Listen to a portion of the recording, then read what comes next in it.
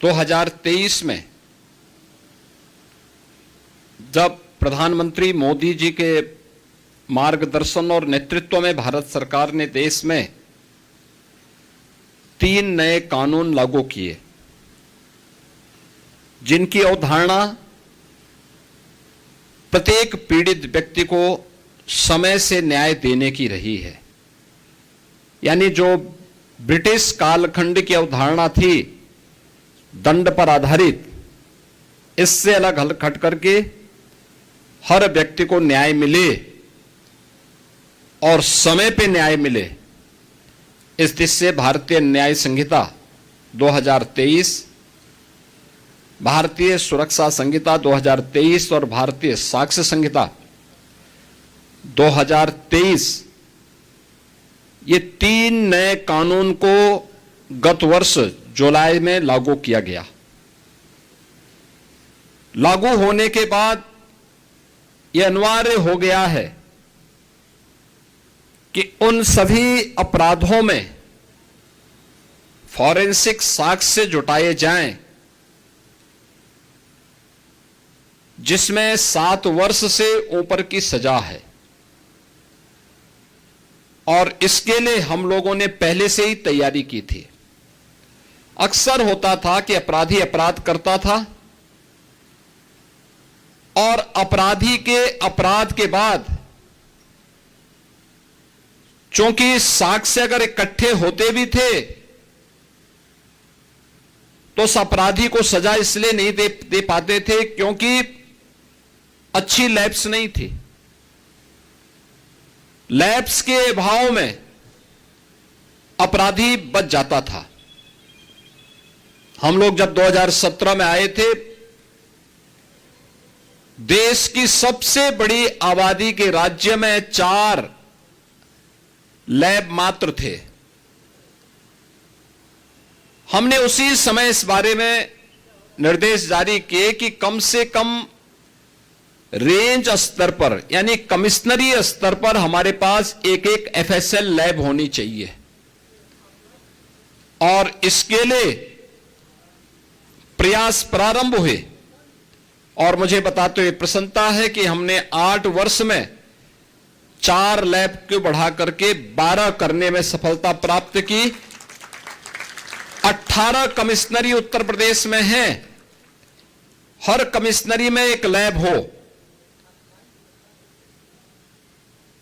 उसके लिए हम लोगों ने 6 अन्य स्वीकृत करके वे आज निर्माणाधीन हैं। यानी 18 ये सभी लैब बन जाएंगे तो 18 लैब्स हमारे पास प्रदेश में होंगी।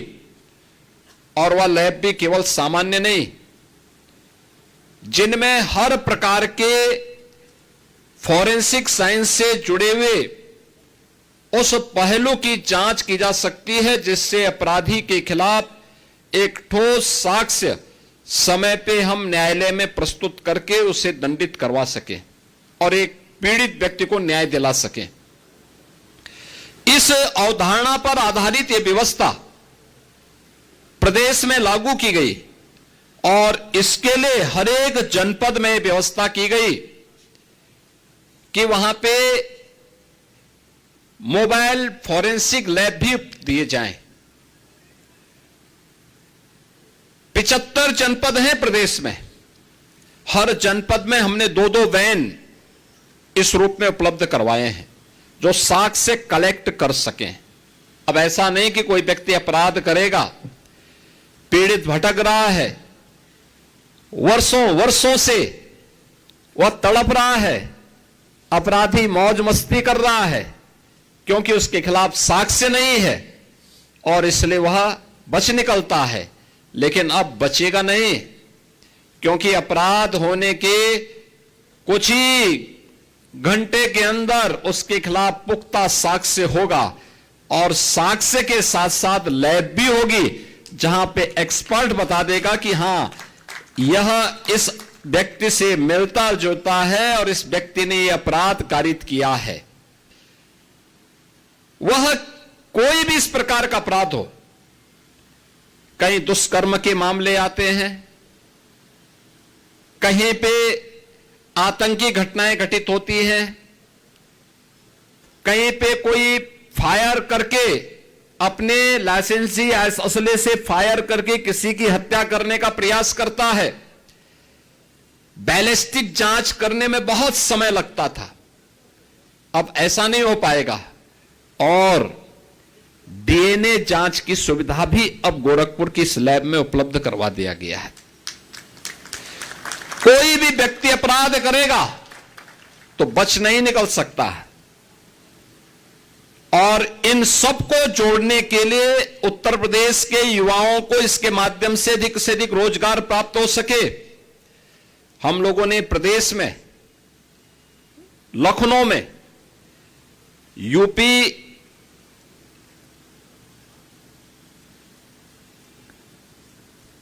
स्टेट फॉरेंसिक इंस्टीट्यूट का गठन भी किया है। उसमें हमने अलग अलग पाठ्यक्रम भी तैयार किए हैं। सर्टिफिकेट कोर्स, ये जितने भी कलेक्टर होंगे यानी जितने भी कलेक्शन करने वाले तकनीशियन होंगे, उन तकनीकी कर्मचारियों के लिए सर्टिफिकेट लैब में जो लोग इसका मिलान करेंगे उसके लिए डिप्लोमाधारी और उस पर अपनी राय देने वाले उसके एक्सपर्ट डिग्रीधारी और उनके अनुभव भी इसमें काम आएंगे। यह आज का नए समय में नए हो रहे अपराधों को रोकने के लिए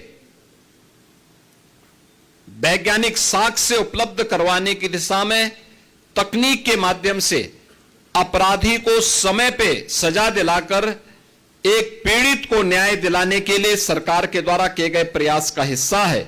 और आज गोरखपुर की इस अपग्रेड लैब को, जो ये श्रेणी की लैब है, इसमें वे सभी प्रकार की सुविधाएं यहां पर उपलब्ध होंगी जो वास्तव में एक व्यक्ति को, जो जांच को में तेजी लाने में, सटीक और पूर्ण तरह साक्ष्य आधारित जांच होगी।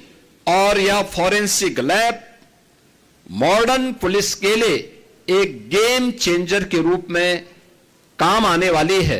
और इस दिशा से आज के इस अवसर पर मैं इस पूरे क्षेत्र के लोगों को इस बात के लिए हृदय से मैं बधाई देता हूं कि इसका लाभ होने से आज प्रदेश में वे सभी प्रकार की सुविधाएं लोगों को प्राप्त हो जाएंगी, जिसके माध्यम से हम लोग उत्तर प्रदेश के नागरिकों को समय से सुसंगत न्याय उपलब्ध करवाने के लिए वैज्ञानिक साक्ष्य उपलब्ध करवा करके माननीय न्यायालय के माध्यम से अपराधी को समय पे सजा दिला सकें। उत्तर प्रदेश में state institute of forensic sciences जो लखनऊ में हम लोगों ने बनाया है, एक अत्याधुनिक इंस्टीट्यूट है और उसमें हम लोगों ने जो सुविधाएं उपलब्ध करवाई हैं उसमें एडवांस डीएनए डायग्नोस्टिक सेंटर की स्थापना की है, वर्ल्ड क्लास डीएनए लैब्स की स्थापना की है, EI drone and robotic labs वहां पर हम लोगों ने उपलब्ध करवाए हैं। और जो नैनो ड्रोन से लेकर के 40 किलो वजनी ड्रोन को ले जाने की सामर्थ्य के लिए भी उस प्रकार के कार्यक्रम वहां पर हम लोगों के द्वारा संचालित किए गए हैं। और इसे हम लोगों ने अभी हाल ही में पाठ्यक्रम उसका प्रारंभ कर दिया है। वहां पर तेजी के साथ ये सभी कार्य आगे बढ़ रहे हैं। प्रदेश सरकार का जो लक्ष्य है, हर मंडल में अत्याधुनिक एफएसएल लैब बने, एआई बेस्ड फॉरेंसिक एनालिसिस की व्यवस्था प्रदेश के अंदर उपलब्ध हो जाए, साइबर फॉरेंसिक को एक ग्लोबल स्टैंडर्ड तक लेके जाना, डीएनए के परीक्षण की क्षमता को भी कई गुना बढ़ाना और क्राइम साइंस मैनेजमेंट को पूरी तरह वैज्ञानिक बनाने की दिशा में सरकार के द्वारा किए जाने वाले प्रयास का यह हिस्सा है। और जिसमें आज गोरखपुर की इस फॉरेंसिक लैब को आज उद्घाटन किया जा रहा है। मैं इस अवसर पर इस पूरे परिक्षेत्र के नागरिकों को हृदय से बधाई देता हूं, अपनी शुभकामनाएं देता हूं। बहनों और भाइयों, सरकार की जीरो टॉलरेंस की नीति का यह हिस्सा है और जीरो टॉलरेंस की नीति के अंतर्गत सरकार ने जो प्रदेश के अंदर 2017 से ही रूल ऑफ लॉ लागू हो, इसके लिए जो प्रयास प्रारंभ किए, इसके लिए भर्ती की प्रक्रिया को तेजी के साथ आगे बढ़ाने। आप याद करिए, पिछले 8 वर्ष में 2,19,000 केवल भर्ती उत्तर प्रदेश पुलिस में हुई है। 2,19,000, अनुमान करिए 2,19,000 से अधिक पुलिस कार्मिकों की भर्ती उत्तर प्रदेश के अंदर। अभी हाल ही में 60,244 पुलिस कार्मिकों की भर्ती हुई।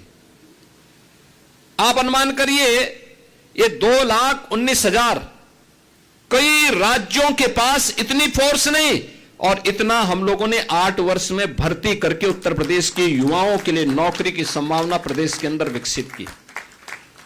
मुझे याद है 2017 में जब हम लोगों को पहली बार प्रदेश में हम लोगों को जब पुलिस की भर्ती करनी थी, तो ट्रेनिंग कहां हो, क्योंकि भर्ती एक औपचारिकता नहीं है, इसमें ट्रेनिंग भी आवश्यक है। कहां पे ट्रेनिंग हो, यह एक चैलेंज था। हमारे पास उस समय कुल क्षमता थी 6,000 पुलिस कार्मिकों की ट्रेनिंग की, और आज मुझे बताते हुए प्रसन्नता है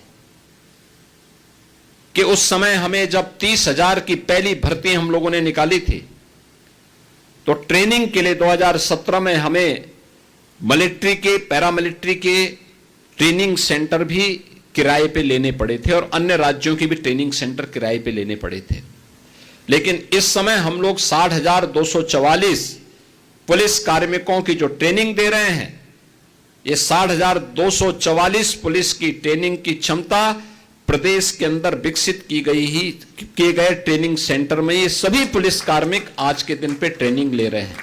यानी ये हमारी क्षमता का विस्तार है कि जिस राज्य में 6,000 पुलिस कार्मिकों को ट्रेनिंग नहीं मिल पा रही थी, आज वहां पे 60,000, यानी हमने 8 वर्ष में इसकी क्षमता को 10 गुने से अधिक बढ़ा करके एक आधुनिक पुलिस के रूप में भी पुलिस के अंदर जो सुविधाएं उपलब्ध होनी चाहिए, केवल कार्य नहीं बल्कि उसके अनुरूप उनकी सुविधा हो। आज भी आप किसी सिटी में जाएंगे, किसी जनपद में जाएंगे, जो सबसे ऊंची बिल्डिंग होगी वह पुलिस के बैरक होंगे, पुलिस कार्मिकों की अवस्थापना सुविधा से जुड़ी हुई होंगे। उत्तर प्रदेश में बहुत दिनों से मांग होती थी एक कार्य के लिए, और होती थी कि कमिश्नरेट सिस्टम प्रदेश के अंदर लागू हो।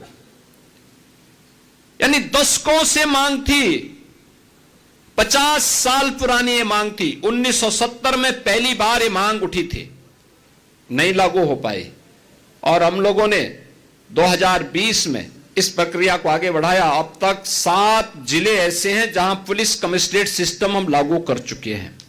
ये पुलिस की मॉडर्नाइजेशन का उसका एक पार्ट है।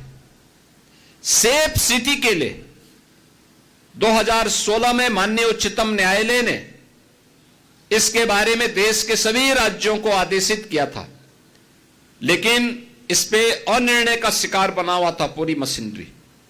हम लोगों ने आकर के आज प्रदेश के अंदर 17 म्युनिसिपल कॉर्पोरेशन को और नोएडा, ग्रेटर नोएडा को सेफ सिटी के रूप में integrated command and control centre के साथ जोड़ते हुए आज 13 लाख से अधिक सीसीटीवी कैमरे लगा करके उस पूरी की व्यवस्था को एकदम सुरक्षित बना दिया है। आज आप देखते होंगे, पहले तो अपराध होता नहीं, लेकिन अगर कहीं छिनैती या लूट की घटना घटित हो गई तो कुछ ही घंटों में अपराधी जेल के शिकंजों में होता है और लंगड़ाता हुआ चलता हुआ दिखाई देता है। यह नया प्रदेश है जो अपराध को स्वीकार नहीं करता है और अपराधियों को यह दिखाने का प्रयास भी करता है कि अगर अपराध किया तो उसकी कीमत उसे चुकानी पड़ेगी।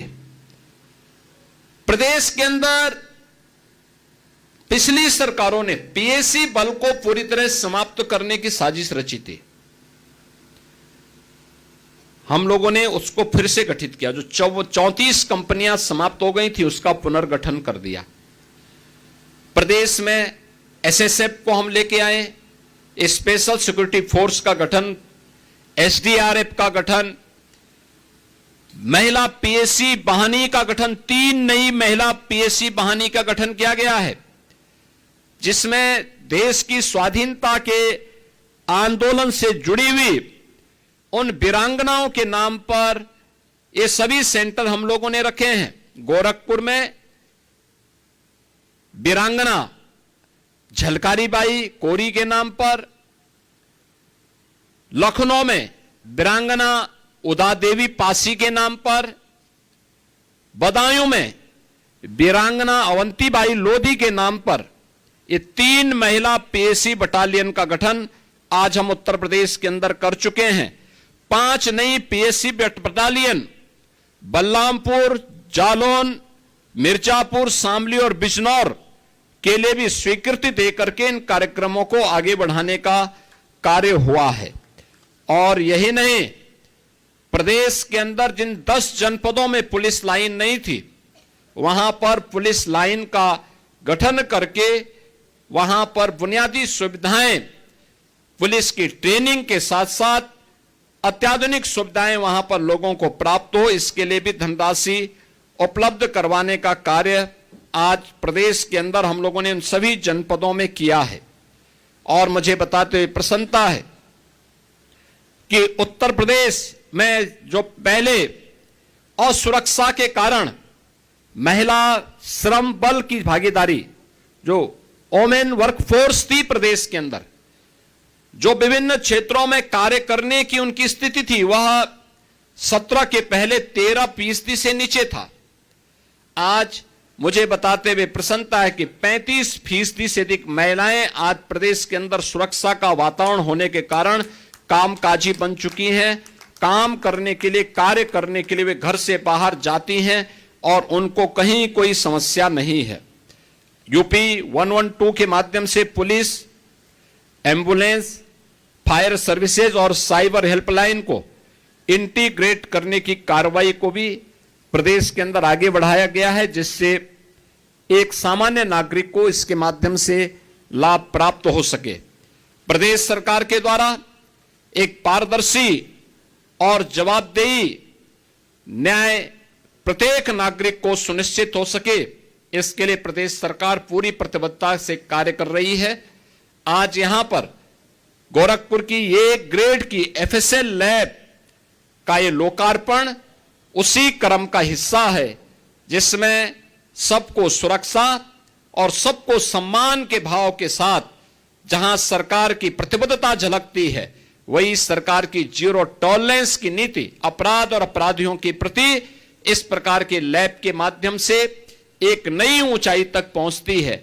आज के इस अवसर पर एक बार फिर से मैं गोरखपुर परिक्षेत्र से जुड़े हुए सभी नागरिकों को इस अत्याधुनिक लैब के उपलब्ध होने पर हर व्यक्ति सरल और सुगम न्याय की अपेक्षा कर सकता है और उनकी न्याय प्राप्त करने की आकांक्षाओं को एक नया उड़ान प्राप्त होगा। इस विश्वास के साथ आप सबके प्रति मैं अपनी मंगल में शुभकामनाएं व्यक्त करते हुए यहां पर उत्तर प्रदेश तकनीकी सेवा को इन सभी कार्यक्रमों को सफलतापूर्वक आगे बढ़ाने के लिए हृदय से धन्यवाद देता हूं। जय हिंद।